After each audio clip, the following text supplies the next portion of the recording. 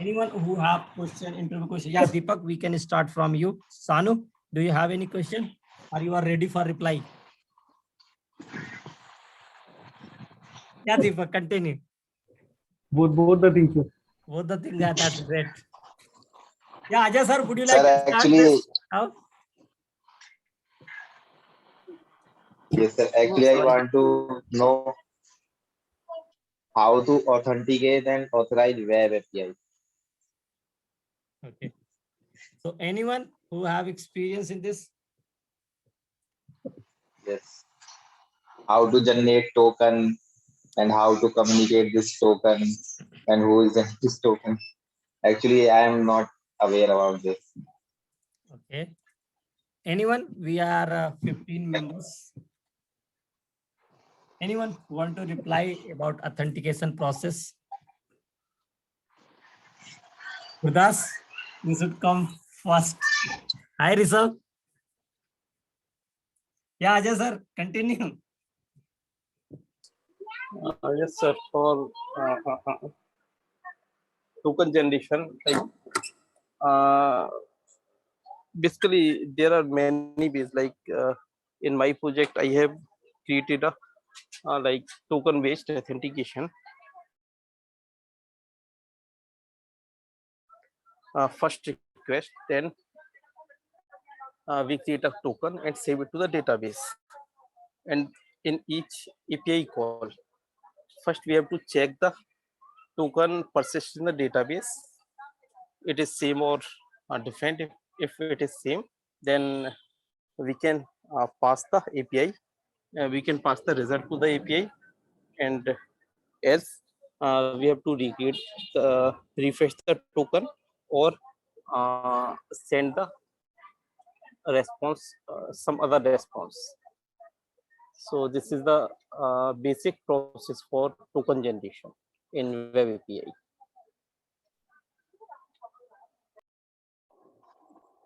So, sir, so token generation is done by client side. No, token generation will be in server side. Okay, All the first time authentication, all the Okay. authentication should be done in server side. Okay, on that time we like create a token. or like we can use a JWT token.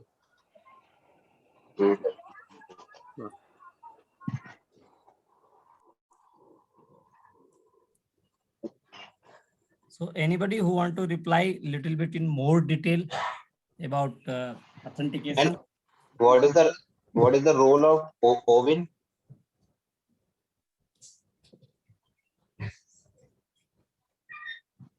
Yeah, Pinto, continue. Hi, Deepak. I just wanted to share one small image that I have on my screen. Yes, would yes. help you to understand the concept. Yeah, it is Can I very share helpful. my screen, Pankaj? Yeah, sure, sir. Yeah, there is no restriction. No, it says you have restricted me. No, I will allow you. Don't worry. Host disable the participant screen sharing. You are host now. You can try now. Okay. Yeah, everyone can see my screen. Yeah, yes, sir. Yeah. So see this image that you see on the right top. Okay, which says a user. Okay, always uses this client to communicate. Okay, that is his device, maybe his mobile app or his web app or whatever he's using to communicate with the server. Okay, what happens is you capture a username and a password. Okay, that can be a local username password that you use on your database. Okay, can be OWIN or identity server or whatever. So you use a username and a password on this client.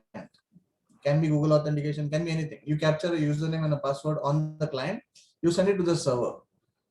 Okay, now that server can be a different server, authentication server, or can be the same server where you will post or get requests or all your future requests to the same server. Can be a different server, can be a same server.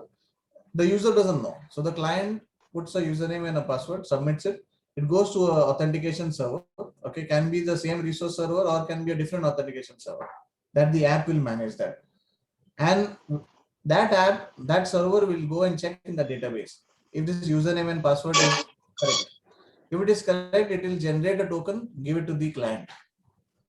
Okay, once the client has this token, next request onwards, with every request, it will send this token along with the request. Okay, it will not send the username and password every time to the server back and forth. Instead, it will send a token back and forth to the server.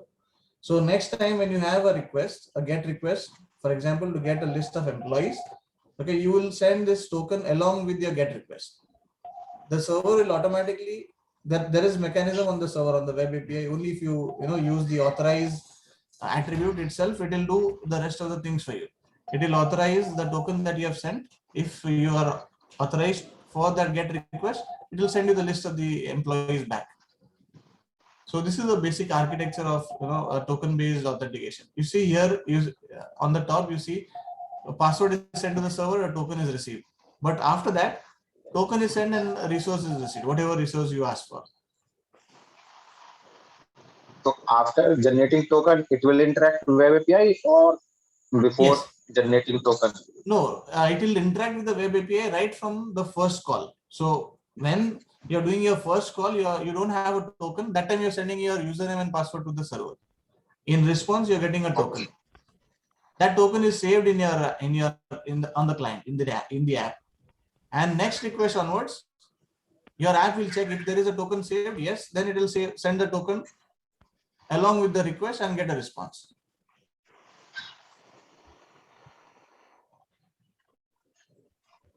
Yeah, you got the concept? Okay. So token generation is on the web API part. Yes. What the web API does is it waits for the client to send either the token or the username and password. This is for the author or the resources that are there behind the login. There are some resources that are available for everyone. All other resources are behind the login. So you need to be logged in to access this resource. Okay, the roles are a third thing, but at least you need to be logged in to access some resources. So the server will always, the web API will always wait for either a token to be sent or send a username and password, and the server will issue a token.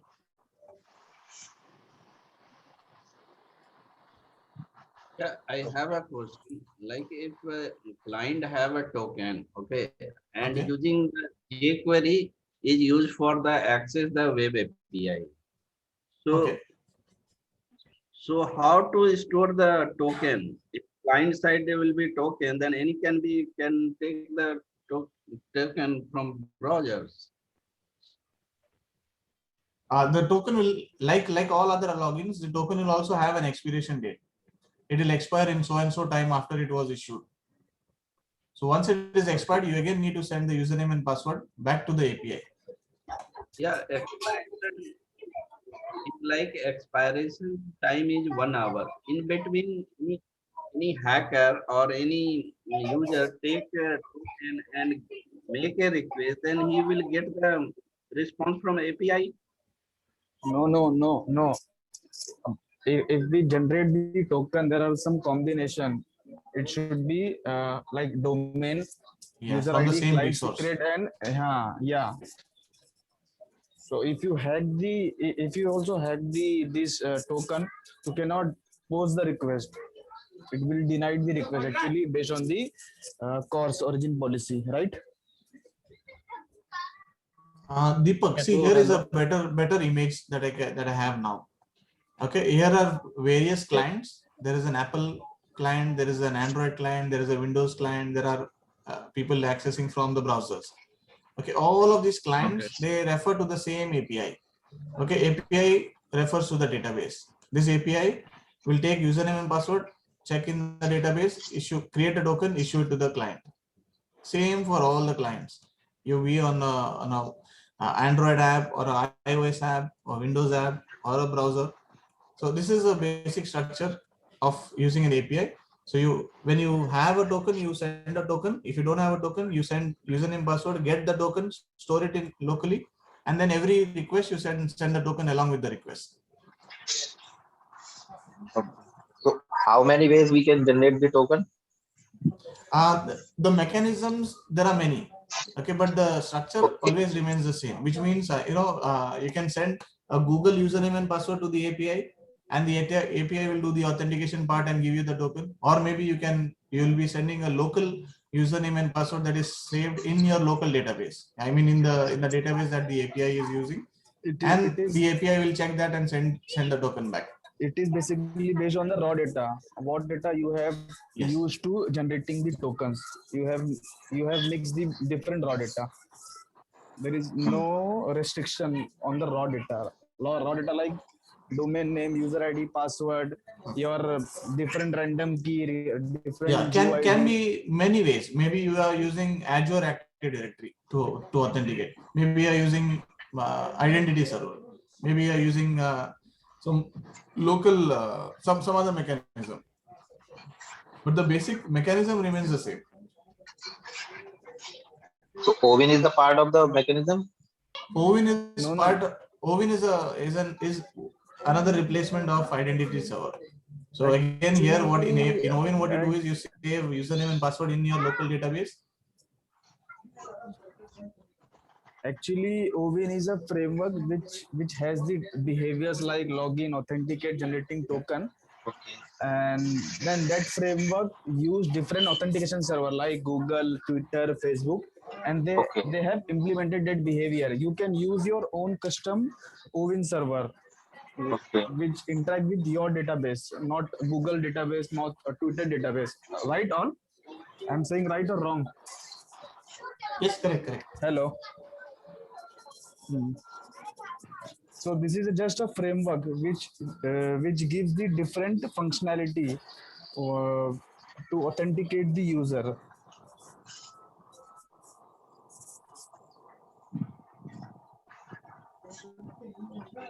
If you use Web API, there is some settings like you have to use authentication server. You can use your custom authentication server also, or you can use Google authentication server also. Whatever you provide authentication server, the Web API automatically connect that server, and authentication mechanism is working according to that server. Right? Right? All I'm saying or wrong? Hello. Hello. Yeah, I can Hello. hear you. Yep. Yes. Yeah. Right or wrong, Professor? Can you ask again? Authentication. There is some setting in the Web API, a startup.cs file. We can put their authentication server in that startup.cs file. So whenever we request the Web API, the Web API connect to that server and authentication mechanism working as according to that server. Right. Right. So here, Jay Kumar is asking one question that any parameter needed to pass for Web API? Any parameter to pass for Web API? Yeah, For which? you can check. You can check. Web API is this just question. Yeah, continue. Actually web API is different and authentication is different. Web API is just a function which accepting normal parameters, and for along with that, for authentication he accept headers parameter. You can pass your authentication or your authorization token in the header parameter, right? Hello. Yes. Right? It's just it's just a normal function. If you relate with the C# function also, it's just a normal function but exposed via internet. In HTTP verbs, he can accept the URL, method type, headers for the security purpose, and body for your what type of your data you are requesting. Sorry, input.